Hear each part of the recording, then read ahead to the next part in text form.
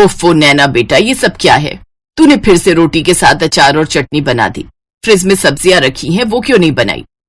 माँ आप जो बनाए खा लो ना। आपको पता है सब्जी बनाने में कितना टाइम लगता है। पहले उसको धो, छीलो, काटो और फिर बनाओ। इतनी देर कौन गैस के पास खड़ा रहेगा? ना वो बना, मेरे बस की तो नहीं है। अरे कल को ससुराल जाएगी तो वहां भी क्या ऐसे ही आलस दिखाएगी? उन लोगों को भी बिना सब्जी की ही रोटी खिलाएगी। आप हर बार ससुराल वालों को बीच में क्यों ले आती हो? और इसीलिए तो आपसे कहती हूँ मेरे लिए कोई बड़ा ससुराल ढूंढना जहाँ नौकर चाकर हो, ताकि मुझे ना ये सब ना करना पड़े। ऐसे ही कुछ समय बीत जाता है और नैना के लिए एक बड़े घर का रिश्ता आता है और कुछ समय बाद नैना ब्याह कर अपने ससुराल चली जाती है। शादी के अगले दिन उसकी पहली रसोई की रस्म होती है। वो रसोई में जाती है तो वहां का गैस चूल्हा देखकर हैरान रह जाती है। हे राम, इतना बड़ा गैस चूल्हा! खैर मुझे क्या, अच्छा ही है, ऐसे जल्दी खाना बन जाएगा। फिर वो तरह तरह के पकवान बनाती है। पूरी, कचौरी, आलू की सब्जी, हलवा, रायता सब बनकर तैयार हो गया। अब देखना कैसे ये लोग मेरे हाथ का खाना खाएंगे तो खुश हो जाएंगे। वो मन ही मन ये सब सोच रही होती है कि तभी नैना की ननद डिम्पल और जेठानी अनीता वहां आती है। अरे वाह, खुशबू तो बड़ी अच्छी आ रही है। लेकिन ये क्या, ये तो आधा ही खाना बना है। नहीं दीदी, मैंने तो आलू पूरी, हलवा, रायता सब बनाया है। तुम नई नई हो ना, इसीलिए शायद तुम्हें अभी यहाँ के रूल्स पता नहीं। यहाँ खाने में एक नहीं बल्कि 10-10 सब्जियां बनती हैं एक वक्त पर। क्या? इसका मतलब इसीलिए वो इतना बड़ा गैस चूल्हा रखा हुआ है? हाँ और क्या। तुम तो ऐसे हैरान हो रही हो जैसे मैंने तुम्हें 10 नहीं बल्कि 100 सब्जियां बनाने के लिए बोल दिया हो। वो क्या है ना, यहाँ हर किसी को अलग अलग सब्जी पसंद है। अब 1-2 सब्जियां ही बनेंगी तो कुछ लोग तो भूखे ही रह जाएंगे, इसलिए 10 तरह की सब्जियां बनती हैं। अगर किसी को ये ना खाना हो तो वो खा ले, वो न खाना हो तो कुछ और खा ले। हाँ छोटी भाभी, और आज आप इस घर की परंपरा को आगे बढ़ाओ और फिर हम सबको खाने की टेबल पर बुला लेते हैं। बेचारी नैना की तो ये बात सुनते ही होश उड़ जाते हैं। चल बेटा नैना, हो जा शुरू। अब बन जा तू झांसी की रानी और बना डाल 10 सब्जियां। इतनी सब्जियां तो मेरी शादी में भी नहीं बनी थी जितनी ये लोग मुझसे एक वक्त में ही बनवा लेंगे। कुछ समय बाद वो सबके लिए खाना परोसती है तो उसके हाथों का खाना खाकर सब उसकी खूब तारीफ करते हैं। वाह, क्या कमाल का स्वाद है इन सब्जियों में। सचमुच छोटी बहू, तुम्हारे हाथों में तो जादू है। अब से तुम ही रसोई में 10 तरह की सब्जियां बनाओगी। अब तेरा क्या होगा नैना? बड़ी ऐश मार ली तूने माँ के घर में, अब अच्छे से शामत आई है तेरी। ऐसे कुछ दिन बाद बरसात का मौसम शुरू हो जाता है। बाहर का सुहाना मौसम देखकर नैना सोचती है, अरे वाह, आज तो गर्मा गर्म पकौड़े खाने वाला मौसम हो रहा है। ऐसा करती हूँ, सबको गर्मा गर्म पकौड़े बनाकर खिला देती हूँ। तेल में तले होने के कारण वो भारी होते, जिससे सबका पेट भर जाएगा। और साथ में थोड़ी कचौड़ी भी तल देती हूँ। आज शाम का डिनर यही हो जाएगा और मुझे इतनी सारी सब्जियां बनाने से छुट्टी मिल जाएगी। नैना जल्दी से रसोई में जाती है और पकौड़े बनाकर ले आती है। अरे भाभी, ये क्या बना दिया आपने? हमें नहीं खाना ये सब। हमें तो आलू की सब्जी, पनीर भुर्जी, फ्राई भिंडी ये खाना है। और मेरे लिए कद्दू की सब्जी, खट्टी मीठी वाली, और बैंगन का भरता। और मेरे लिए तुम बीन्स की सब्जी, फ्राई गोभी बना देना। और साथ में अरबी की सब्जी, कमल ककड़ी की सब्जी, और हाँ, करेले भी बना लेना। हे भगवान, इन लोगों में अक्ल नाम की चीज है कि नहीं। बारिश के मौसम में जहाँ सब इस तरह का चटपटा खाना खाने को तरसते हैं, तो वही इन लोगों को अभी भी 10 तरह की सब्जी खानी है। हे भगवान, ये कहाँ आकर फंस गई मैं। बेचारी नैना रसोई में जाकर 10 तरह की सब्जियां बनाने में जुट जाती है। ये लो, ससुराल में मेरी पहली बारिश है, मुझे इसके मजे लेने चाहिए। तो मुझे छोड़कर सारे घर वाले बारिश के मजे ले रहे हैं और मैं यहाँ चूल्हे के पास खड़े होकर जल रही हूँ। गलती भी मेरी है जो पहले ही दिन इन्हें अच्छा खाना बनाकर खिला दिया। पहले पता होता तो लाल मिर्च का सारा डब्बा उड़ेल कर बना देती इनके लिए, फिर कभी नहीं बोलते मुझे सब्जी बनाने के लिए। गुस्से में नैना खाना बना रही थी कि तभी सब्जी का गर्म गर्म छींटा उसकी आंख में लगता है। मेरी माँ। धीरे धीरे उसकी आंख लाल होने लगती है। फिर रात को जब वो सोती है तो जलन के मारे उसे और तकलीफ होती है, जिस कारण वो ठीक से सो भी नहीं पाती। मेरी आंख। अरे नैना, ये तुम्हारी आंख में लालपन तो बढ़ते जा रहा है। मैं आई ड्रॉप डाल देता हूँ, उससे तुम्हें आराम मिलेगा। रौनक नैना की आंखों में आई ड्रॉप डाल देता है, जिससे वो चैन की नींद सो जाती है। लेकिन धीरे धीरे उसकी आंखों में जलन और दर्द बढ़ता जाता है। फिर ऐसे ही कुछ समय बीत जाता है। एक रोज अलग अलग तरह की 10 सब्जियां बनाकर तुम्हें परेशान हो जाती हूँ। घर में सब्जी भी नहीं है और बाहर बारिश भी तेज हो रही है। एक काम करती हूँ, आज आलू की अलग अलग तरह की 10 सब्जियां बना देती हूँ। वो आलू की अलग अलग तरह की सब्जियां जैसे दम आलू, आलू के गुटके, आलू की रसेदार सब्जी जैसी चीजें बनाकर तैयार कर लेती है, जिसे देख उसके ससुराल वाले नाक सिकोड़ते हुए कहते हैं, ये क्या बना डाला आलू की सब्जी, वो भी 10 तरीके से। मुझे ये नहीं खाना, मेरे लिए कुछ और बना कर ले आओ। लेकिन माँ जी आज घर में सब्जी खत्म हो गई थी, बाहर कल रात से लगातार बारिश हो रही है, इसलिए लेने भी नहीं जा सके।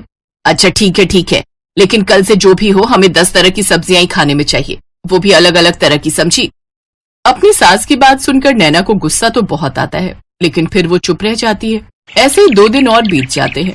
एक रोज, उफ, सुबह से आंख में दर्द हो रहा है, लेकिन इससे मेरे ससुराल वालों को क्या, उन्हें तो बस 10 सब्जियां खाने से मतलब है। हॉस्पिटल भी नहीं जा सकती, नहीं तो इनके लिए 10-10 सब्जियां कौन बनाएगा। मुझे तो लगता है मैं एक दिन 10 सब्जियां बनाते बनाते ही भगवान के पास पहुंच जाऊंगी। जैसे तैसे वो सब्जियां बनाती है, लेकिन एक आंख से ठीक से ना दिखने के कारण उससे या तो कोई सब्जी जल जाती या किसी में नमक मिर्च तेज हो जाता। लेकिन उसके ससुराल वाले उसका दुख समझने की बजाय सब्जी बनाने के लिए उसी को 10 तरह की बातें सुना देते हैं।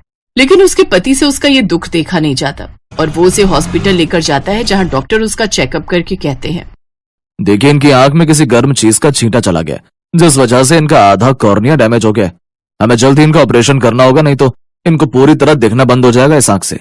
अगले दिन ऑपरेशन की अपॉइंटमेंट मिलने के बाद वो उसे लेकर घर आ जाता है, जहां उसकी जेठानी उससे कहती है, आज तो तुमने जैसे भी बेकार सब्जियां बना दी, लेकिन कल 10 तरह की अच्छी सब्जियां बना लेना, क्योंकि कल घर में मेरे मायके वाले आ रहे हैं। अब बस भी करो आप सब, मेरे घर में जितना मर्जी सब्जियां बनाओ, लेकिन अकेले एक इंसान से नहीं बल्कि पूरे परिवार मिलकर। आपको पता है सब्जी का छींटा जाने से इसकी आधी आंख खराब हो गई है। फिर अगले दिन वो उसे ऑपरेशन के लिए ले जाते हैं, जहां उसका सफल इलाज होता है और उसे पूरी तरह दिखना शुरू हो जाता है। 3 दिन बाद वो घर आती है तो उसकी सास उससे, हमें माफ कर दे छोटी बहू, तेरे आने से पहले हमने नौकर रखा हुआ था, लेकिन 10 सब्जियों से परेशान होकर वो भी भाग ही गया। फिर हम सब मिलकर ही सब्जियां बनाने लगे, लेकिन तेरे आने के बाद हमने सब तेरे ऊपर ही छोड़ दिया, जिस कारण तेरी ये हालत। लेकिन अब से तू अकेले काम नहीं करेगी, बल्कि हम सब भी तेरी मदद करेंगे। और हाँ, अब से इस घर में 10 नहीं बल्कि 2 ही तरह की सब्जियां बनेंगी और वो सबको खानी पड़ेंगी। अपनी सास के मुंह से ये बात सुनकर नैना बहुत खुश हुई और अब वो खुशी खुशी अपने ससुराल वालों के साथ रहने लगी।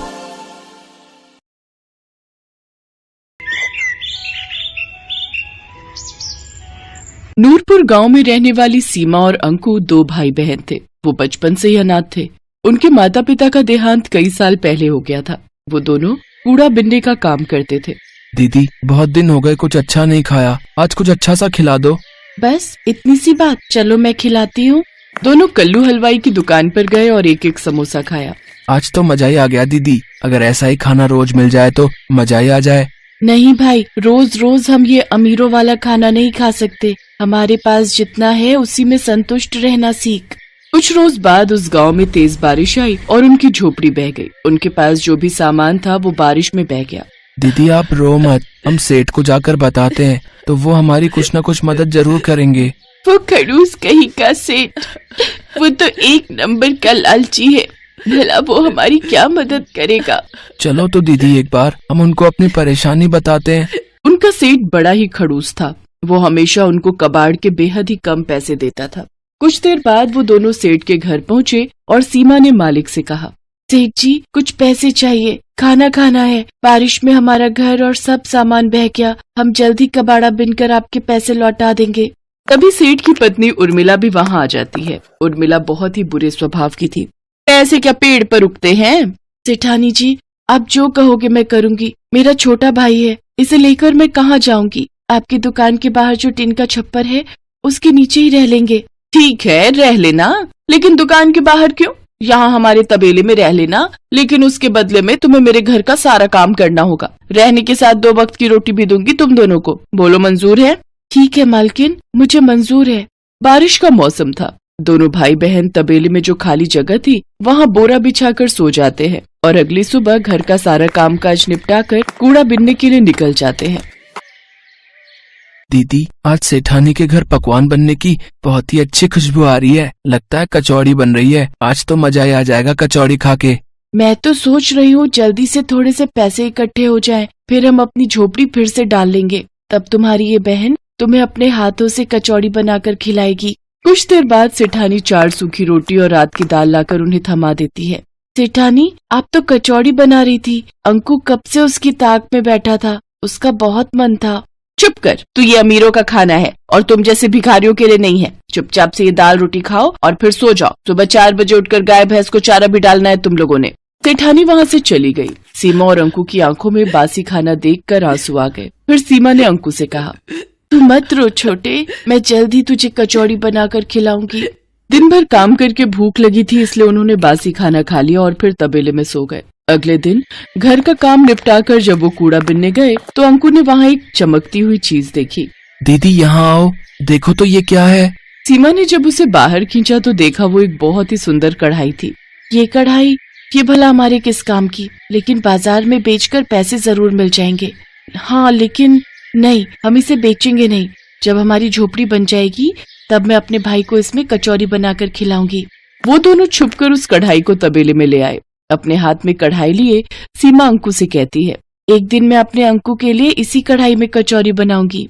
दीदी मेरा मन तो अभी भी बहुत कर रहा है कचौड़ी खाने का। काश कि कोई जादू हो जाए और ये कढ़ाई कचौड़ी से भर जाए। उसके इतना कहते ही वो कढ़ाई कचौड़ियों से भर गई। दोनों भाई बहन ये चमत्कार देखकर हैरान थे। इसका मतलब ये कोई जादुई कढ़ाई है, इसीलिए इतना चमक रही है। मैं एक बार और कहती हूँ, काश की जल्दी से कोई जादू हो जाए और ये कढ़ाई मिठाई से भर जाए। उसी पल वो कढ़ाई मिठाई से भर जाती है। दीदी इसमें तो सचमुच मिठाई आ गई। मुझसे तो अब इंतजार नहीं हो रहा। सेठ सेठानी भी सो गए हैं। चलो अब जल्दी से ये खाना खा लेते हैं।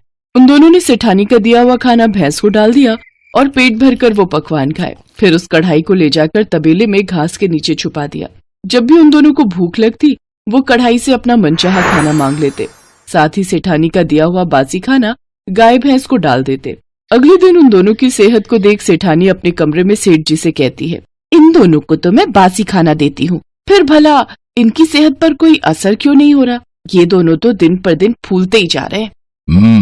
सही कहा भाग्यवान। मैं भी देख रहा हूँ कि कुछ दिनों से इनकी सेहत बहुत अच्छी हो गई है।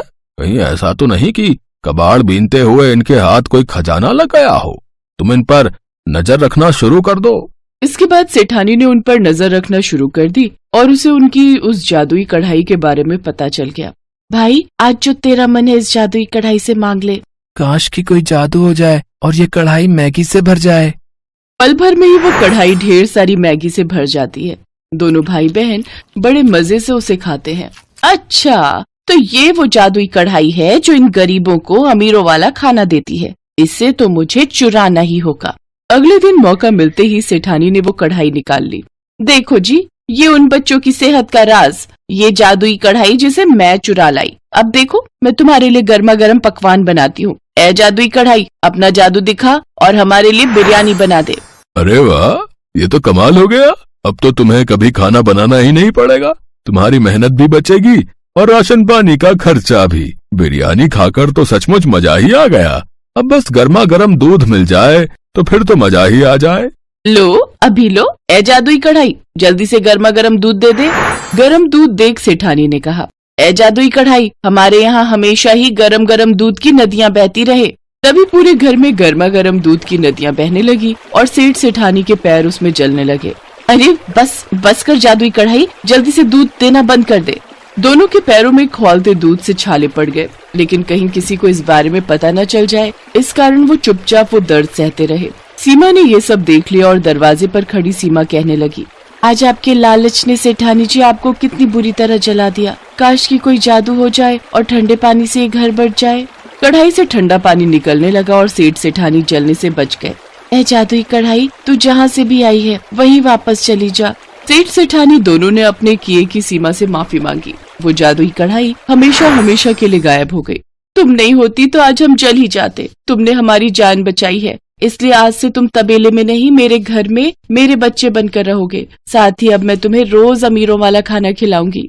उस दिन के बाद से सेठ सेठानी दोनों बच्चों को अपने बच्चों की तरह प्यार करने लगे और उन्हें अच्छे स्कूल में पढ़ने के लिए डाल दिया।